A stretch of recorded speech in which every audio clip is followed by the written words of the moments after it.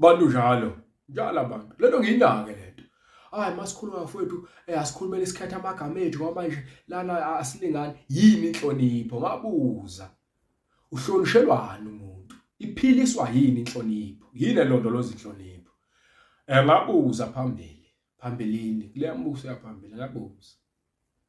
Manje njalo makufanele ukukhulunywe kwakheka umuntu. Hayi. Bese kuba nayi lento ukuthi nalabantu abahlabekayo. Umuntu aphile nje ukuhlabeka njalo uhlale ehlabeka njalo ehlabeka. Hayi bafowethu lo ngisanda ukusibiza ngefe yini ekuhlabayo. Uyilani ngamjoji ngani umthakathi. Vele imbangela yayibanga ukuthi umthakathi ajojwe yingoba lalithi igama emzini wasekutheni noma endaweni yasekutheni kuyathakathwa. Ngoba abantu ba umphakathi umndeni umphakathi ikhaya lakho umphakathi wakhe ikhaya. Yanikezelwana. Manje ke inini la umthakathi ayojojwa khona. Simjoja nini umthakathi? Noma kufanele uSkariyoti azancakule emcakulo munye kanye nengwazi kube ima la khona kujojwe eseceleni inini ingane zethu uma sikhulisela phansi kwamanyalo okubibiyela zizokhula zibe ngabantu bani. Akhula ngisaba ugqoka isicathulo lesisodwa namhlanje ngisasaba. Yize umzali esaba yedwa kodwa ngisasaba namanje. Ugqoka isicathulo lesisodwa. Ngakhula ngisaba ukushaywa ngothi ngoba lalithi igama uzokonda namhlanje zange ngishaywe ngothi.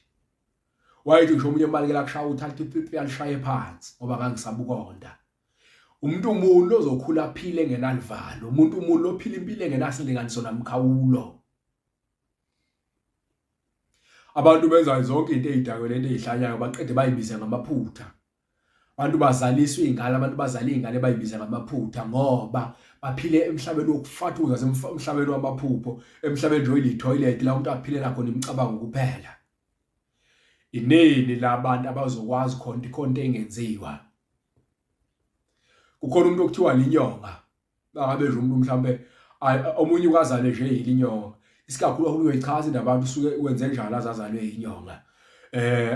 Athi umuntu ukusengwa inkomo mhlambe igcube bamba ithunga ngokuncane awumlenze ululeka iminyathele mhlambe imqhumse phezulu enyongeni mayihamba khenyeze bese kuthiwa lo muntu uyilinyonga igama lakhe lalimethuki bese siba nesinqeqe umuntu owaphuka umlenze yokwenza amanyala. Ngabe ngabe wayokwebe yokwenzana noma dutshula umlenze eyokwenza into ekungcola kuthiwa sinqeqe leso. Bese bakhona umuntu okuthiwa linyonga.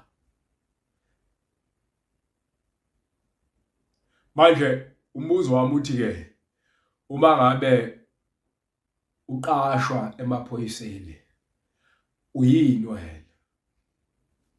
Bengifuna ukubuza nje kule yesifebe neqhasha ngoba yiyo lehlala ibanga njalo noma hosha. Mawudayisa umzimba umahosha. Mahosha ubani umfundisi?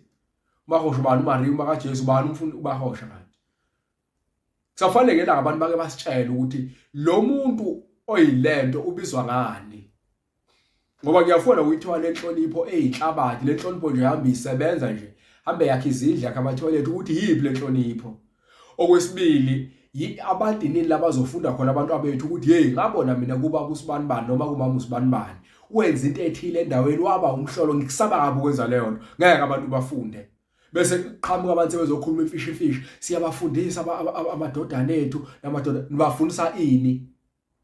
Uma ngabe umuntu omde nomfishane belingana, uma ngabe umfula kulwandle nibafundisa ini? Ayikho leyo. Khuluma iqiniso kanamanga siyathokoza.